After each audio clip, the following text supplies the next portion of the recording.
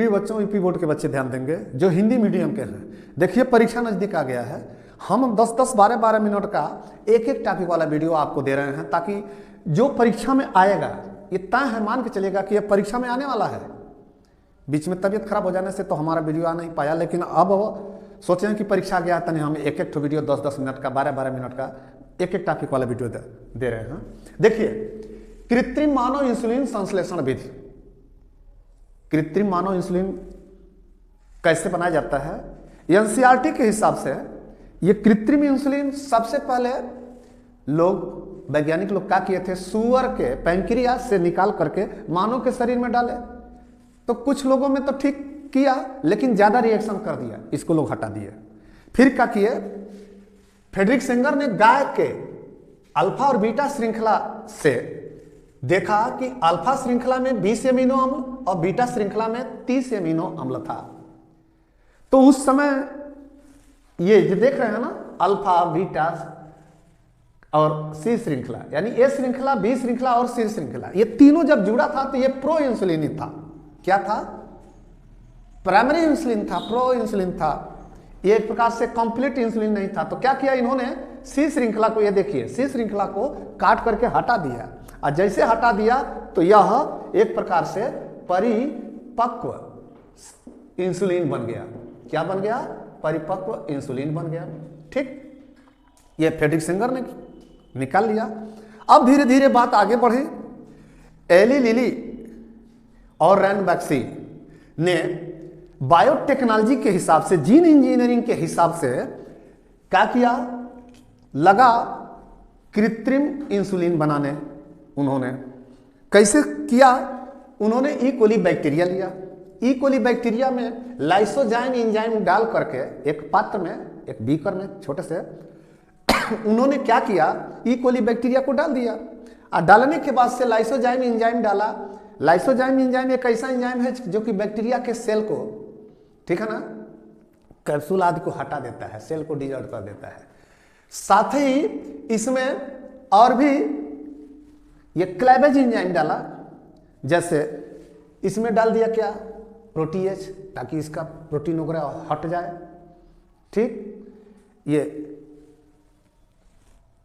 उन्होंने फिर क्या किया कि जैसे ही एंजाइम से लाइसोजाइम वगैरह डाला, ये प्लाज्मिड जो है अलग हो गया। इस प्लाज्मिड को उन्होंने क्या किया, बाहर निकाल लिया। ठीक, अब क्या किया कि रजिस्ट्रेशन इंडोन्यूक्लियेज एंजाइम से इस प्लाज्मिड को काट दिया। ठीक, अब जब काटा तो स्टिकी एंड मिल गया।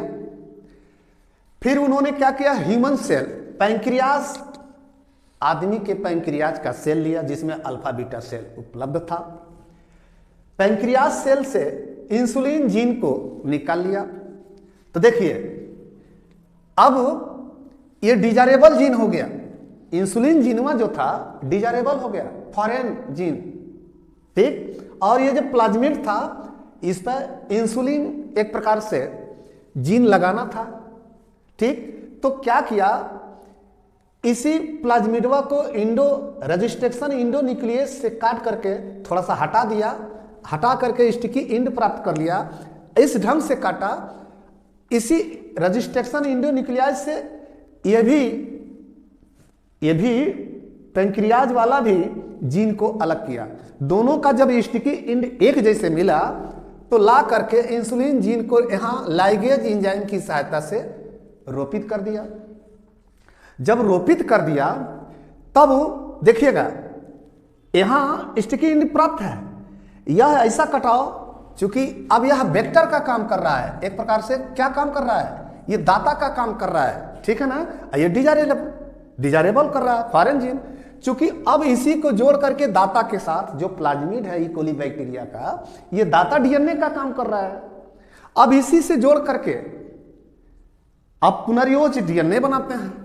तो जोड़ करके रिकॉम्बिनेंट डीएनए बनाया, क्योंकि इंसुलिन है ये वेक्टर डीएनए है, अरे वेक्टर प्लाज्मिड है ना। अच्छा, तो वेक्टर के साथ डिजायरेबल जीन को, जो इंसुलिन का, मनुष्य का इंसुलिन है, बैक्टीरिया के प्लाज्मिड से जोड़ा जा रहा है और जोड़ करके रिकॉम्बिनेंट डीएनए बना दिया जा रहा है। अब इस रिकॉम्बिनेंट डीएनए को ई कोली में डाला जा रहा है। जब ई कोली में डाला जा रहा है तो इस ई कोलाई में पहले से प्लाज्मिड था, तो यह भी प्लाज्मिड हुआ। ठीक, जैसे ही इसमें डाला गया तो एक प्रकार से यह भी प्लाज्मिड, अब इसमें क्लोन बनना शुरू कर दिया। इसके जो अब इसको होस्ट सेल मानते हैं, पुनः ई कोलाई में जब डालते हैं तो यह होस्ट सेल का काम करता है।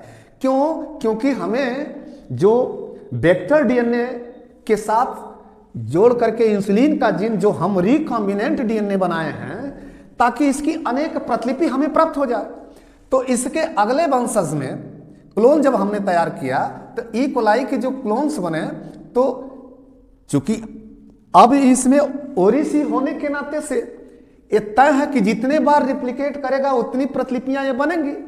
तो यहां इनके अगले वंशज में क्लोन्स तैयार हो गए। अब इस क्लोन्स को एक जगह एक टैंक में किण्डवन कर दिया गया, एक पात्र में किण्डवन करके इकट्ठा किया गया। तो यहां जो ये चीज मिल रहा है, ठीक, यह एक प्रकार से इंसुलिन युक्त पदार्थ मिला। अब इसमें क्या किया गया, इस चीज को एली लिली ने अलग अलग ऐसे श्रृंखला को निकाल लिया। इसमें एक था अल्फा और एक था बीटा श्रृंखला। इन दोनों श्रृंखलाओं में डाई सल्फाइड बॉन्ड को जोड़ दिया, और जैसे ही डाई सल्फाइड बॉन्ड जोड़ दिया ऐसे, तो क्या हो गया, ये हीमालीन मिल गया। और हीमालीन जैसे मिला तो हीमालोग और हीमापेन नामक कृत्रिम इंसुलिन दवा बन गई। आज जिस मनुष्य को डायबिटीज होता है तो एक प्रकार से इसी इंसुलिन की दवा दी जाती है, ठीक है ना। हमने शुरुआत कहां से किया था कि सुअर के पैंक्रियाज से, ठीक है ना। ये इंसुलिन पहले निकाला गया, मनुष्य के शरीर में डाला गया तो सब रिएक्शन हो गया, मार उसका देहिया बदरंग हो गया, लोग मर भी जाते थे, बचते नहीं थे, उसको हटा दिया।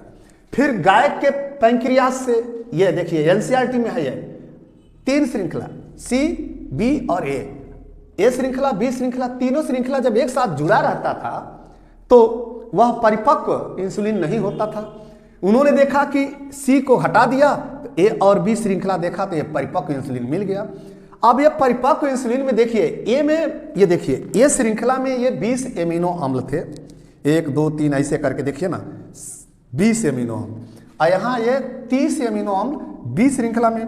अब इसमें ग्लाइसिन, एलेलिन, वायलिन, सेरीन, सिस्टीडीन, इस तरह से करके सारी श्रृंखलाएं। तो होता क्या था कि जो सिस्टीन था, ये सिस्टीन सल्फाइड बॉन्ड से अगले श्रृंखला, अगले पद वाले एमिनो एसिड सिस्टीन से ही सल्फाइड द्वारा जुड़ता था। अब अल्फा श्रृंखला का बीटा श्रृंखला से सल्फाइड बॉन्ड द्वारा सिस्टीन पर ही जुड़ता था। अगर यहाँ वायलिन, ग्लूटामिन, सेरीन, अर्जिनिन, ये तरह तरह के सब एमिनो अम्ल थे, उनसे नहीं जुड़ता था। अगर मान लीजिए यहाँ फिर ये सिस्टीन है और फिर यहाँ सिस्टीन है, ठीक है ना, तो इस सिस्टीन से ये सल्फाइड बॉन्ड द्वारा ये जुड़ जाता था, ये सिस्टीन सल्फाइड बॉन्ड द्वारा जुड़ जाता था। इस तरह से ये सल्फाइड बॉन्ड द्वारा जुड़ करके परिपक्व इंसुलिन बनता था। तब वैज्ञानिक ने क्या किया, एली लिली रैन बक्सी ने इंजीनियरिंग के विधि से ई कोलाई प्लाज्मिड, क्योंकि देखिए अगर किसी मनुष्य के शरीर में ह्यूमन का अग्नाशय वाला अल्फा बीटा इंसुलिन जीन को डायरेक्ट किसी के शरीर में भेजा नहीं जा सकता, अर्थात इसको भेजने के लिए पहले ई कोलाई बैक्टीरिया को वेक्टर के रूप में लिया गया, उसके प्लाज्मिड को लिया गया। अब ई कोलाई के साथ देखिए ना, ह्यूमन इंसुलिन जीन को प्लाज्मिड के साथ रजिस्ट्रेशन इंडोन्यूक्लियेज एंजाइम से काट करके हटाया गया है और उस पर लाइगेज की सहायता से जोड़ करके रिकॉम्बिनेट बनाया गया। रिकॉम्बिनेट बना करके पुनः होस्ट सेल ई कोलाई में डाला गया। ई कोलाई में डालने के बाद से इसका क्लोन तैयार किया गया। इस क्लोन का फिर किण्डवन किया गया।